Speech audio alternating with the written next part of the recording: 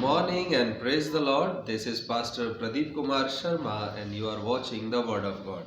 Today the Word of God is from the Gospel of Matthew chapter 18 and verses 21 and 22. आइए परमेश्वर के वचन में हम देखें यहाँ क्या लिखा है। और इस प्रकार यहाँ पर लिखा है, तब पतरस ने आकर यीशु से कहा, प्रभु, मेरा भाई कितनी बार मेरे विरुद्ध अपराध करता रहे कि मैं उसे क्षमा करूं? क्या 7 बार तक? यीशु ने उससे कहा, मैं तुमसे यह नहीं कहता कि 7 बार तक ही, परंतु 7 बार के 70 गुने तक। यह सिद्धांत है परमेश्वर के लोगों में माफ़ी का सिद्धांत। परमेश्वर के विश्वासियों में माफ़ी का ये सिद्धांत है कि आप अपने अपराधी को, जो हो सकता है आपका अपना भाई भी हो, और वो आपके विरुद्ध अपराध करता है, तो आप उसे कितनी बार माफ़ करें। ऐसा माना जाता था, ऐसा लोगों ने नियम बना रखा था कि 3 बार गलती करेगा तो मैं माफ़ कर दूंगा। फिर किसी ने इस गलती को और बढ़ा करके बता दिया कि अगर 7 बार भी गलती कर देगा तो मैं माफ़ कर दूंगा, पर उसके बाद माफ़ नहीं करूंगा। यही प्रश्न प्रभु यीशु मसीह के पास लाया गया उनके एक चेले के द्वारा। ये सभी चेले जो थे व्यवस्था और नियमों के द्वारा चलने वाले लोग थे, उन नियमों के द्वारा जो इनको समाज के अंदर मिले थे। लेकिन इन्हें परमेश्वर के प्रेम और अनुग्रह के नियम नहीं पता थे। इन्हें अनुग्रह और दया नहीं पता थी। परमेश्वर का वचन कहता है कि दया न्याय के ऊपर जयवंत हो जाती है।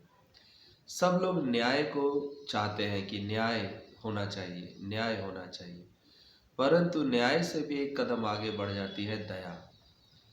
कि न्याय तो किसी को नाश कर सकता है, परंतु दया करने के द्वारा किसी के जीवन को बचाया जा सकता है, सुधारा जा सकता है। तो यहाँ पर जिस विषय के बारे में आज हम बात कर रहे हैं, यह विषय है कि आपके विरुद्ध यदि कोई आपका भाई अपराध करता है तो आप उसे कितनी बार माफ़ करें।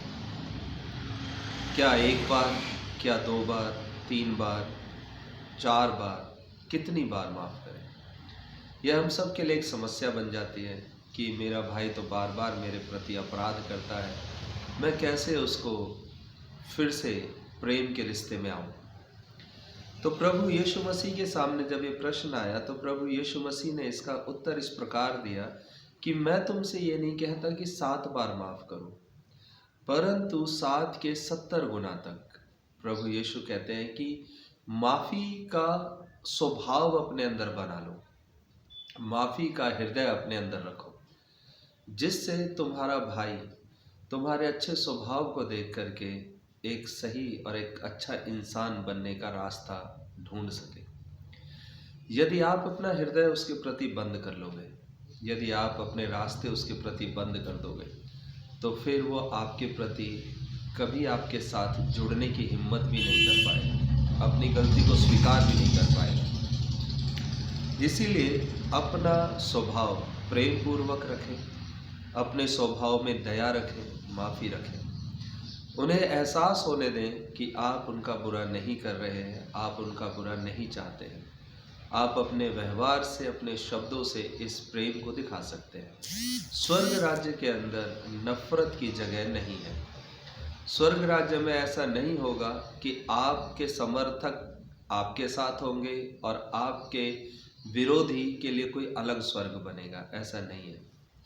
कभी इस तरह का स्वभाव ना रखें कि यदि मेरा भाई आएगा तो मैं नहीं आऊँगा, यदि मेरा भाई वहाँ पर तुम बुलाओगे तो फिर मुझे मत बुलाना। ये स्वभाव परमेश्वर के लोगों का नहीं है।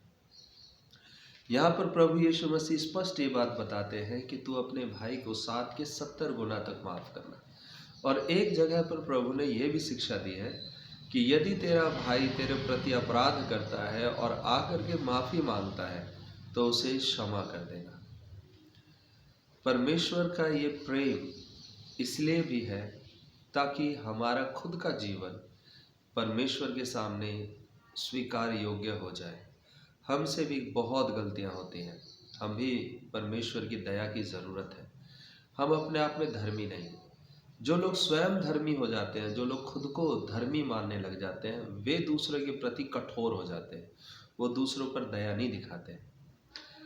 एक कुम्हार के समान आप कठोरता दिखा सकते हैं, परंतु एक मटके पर जिस प्रकार कुम्हार थपिया लगाता है और अंदर से हाथ के जरिए उसको सहायता देता है ताकि मटका उसकी चोट से फूट ना जाए, उसी प्रकार आप अपनी नाराज़गी दिखा सकते हैं, लेकिन उस नाराज़गी में अपने प्रेम और अपनी कोमलता को बनाए रखें ताकि आपके भाई, आपके मित्र, वे आपके साथ से अलग ना हो जाए, वो आपके साथ रहे।